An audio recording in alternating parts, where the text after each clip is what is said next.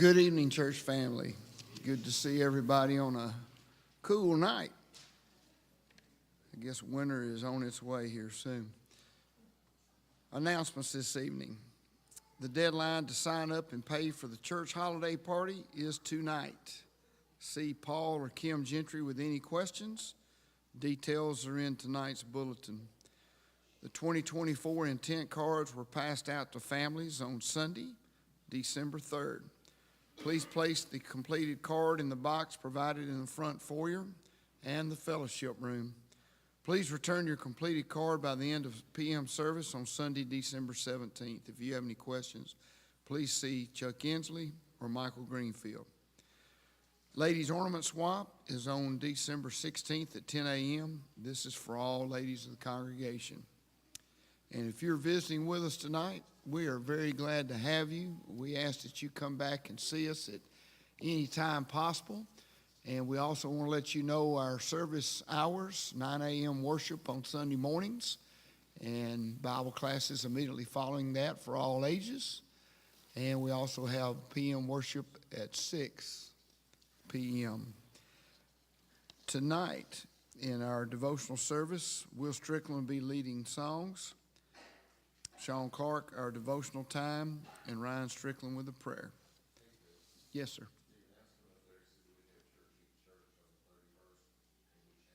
Right, we did.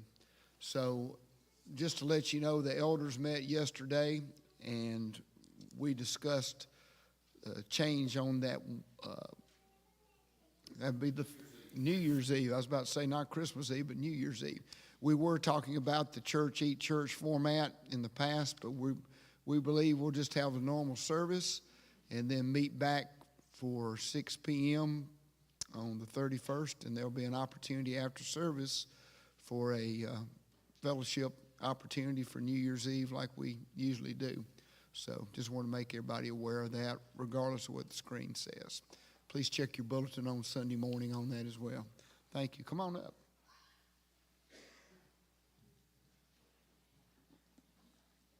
The invitation song tonight, we're 913, 913, Come to Jesus. And the song we'll sing now is number 937, 937.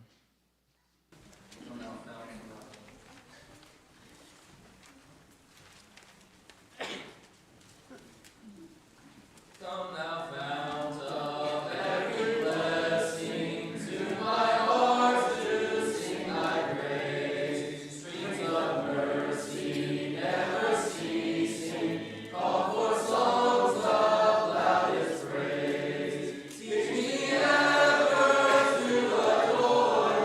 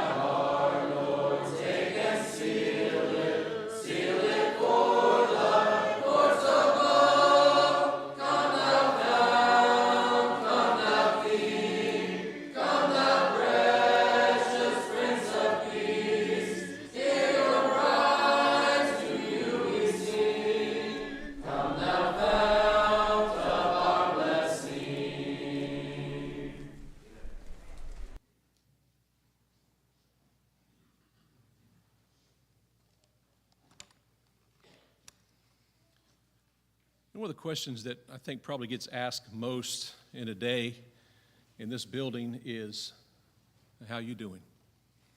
And, it's just, I knew I was going to speak on this topic tonight about this idea of asking people how they're doing.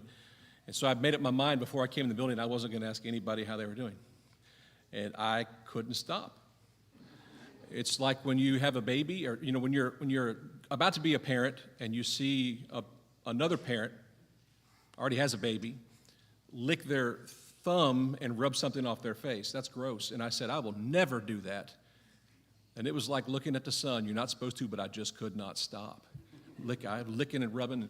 And this idea of how it just pops out of you when you walk into the church building and you see people that you haven't seen, in some cases just a couple of minutes, in some cases a couple of days or maybe a couple of weeks. So this idea of how you're doing. And so as I was thinking about this throughout the day today, I was thinking of the unique way that some people in this building answer that question. I ask Avi a lot how she's doing. She always comes up and gives me a little side hug, and I appreciate that. And she always says, okay. Like she did something wrong and she thinks I know about it. And I'm just asking to see if she'll lie to me. When your parents, ask you that question, a lot of times when your parents ask you a question, they already know the answer. Just go ahead and give them the answer. Just go ahead and give them the truth. Kylie, she's not here tonight, but I'll say, oh, there she is. I'm sorry she is there tonight. That's too bad. It's too great. I'll say, Kylie, how you doing? And she always says, I'm okay.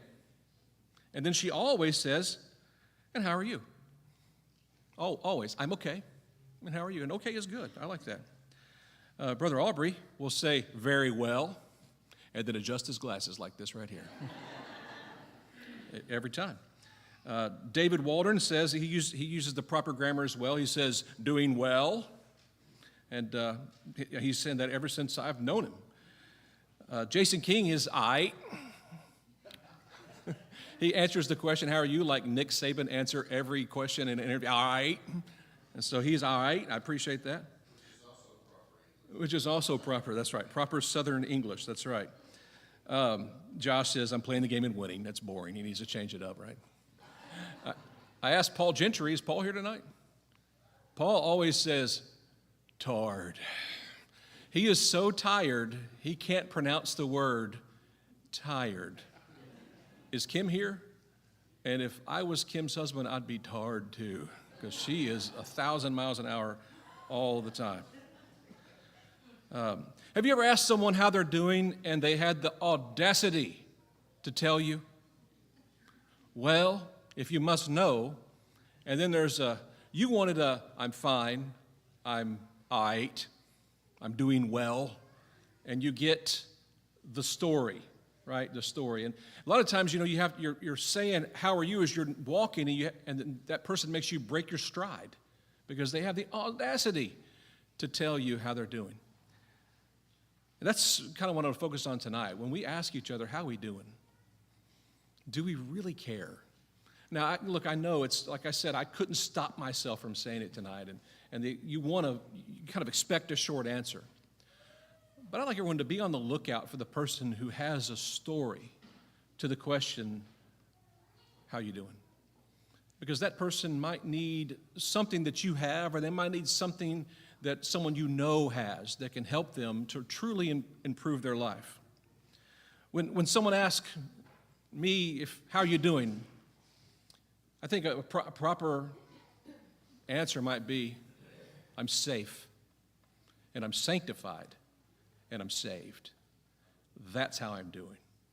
That's how you play the game. That's how you win the game. That's how you play in God's army. And I'm not suggesting that it's not work, but it's a lot easier to be a Christian than to not be a Christian. I'm here to tell you that from experience. It is a lot easier to live in the world but not be of the world and be safe and sanctified and saved, and that's how we should all be. Amen. If you're not safe and sanctified and saved, then you, my good friend, are not all right. So over in Psalms chapter 118, verse 6 through 9, these encouraging words are told to us in just a really uplifting way. And maybe if you're here tonight and you are not all right because of work or because of money struggles or because you have shingles blow off your roof like I did or because you have all these things going on in your life or because you're Kim Gentry's husband, here's some words for you.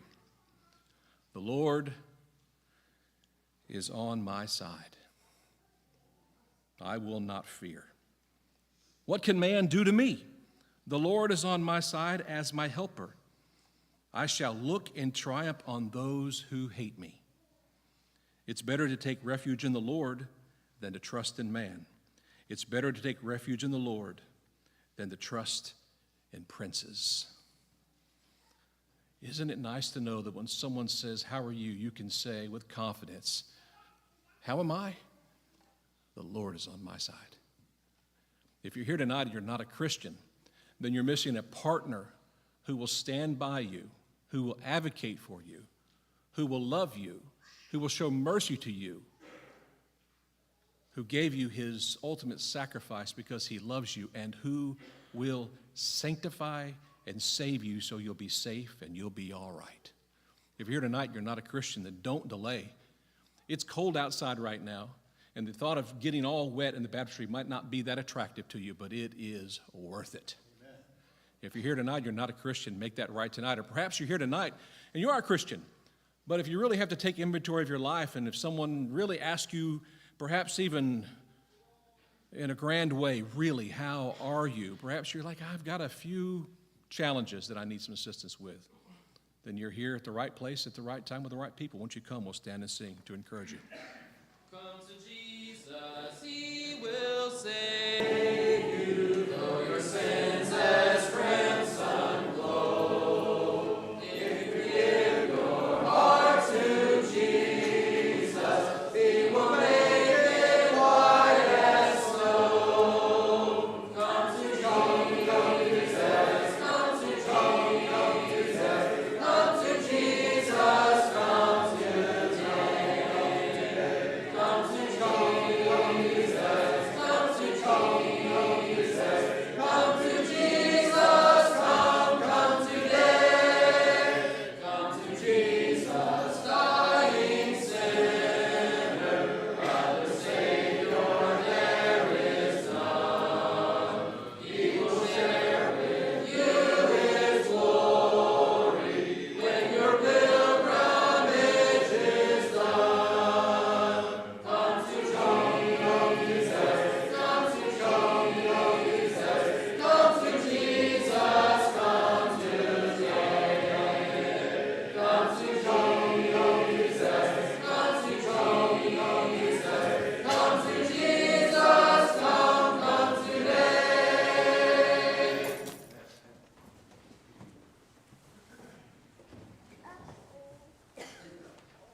Dear God, thank you for this day. Thank you for everything you've given us. Thank you for this week we've had. Thank you for letting us worship you tonight and letting us go to class and learn more about you. And please pray for Joe's neighbor, Lisa, as she's going to have back surgery and she's really scared. Just help her through that surgery and the doctors who's doing that. And please let us go home tonight and have a safe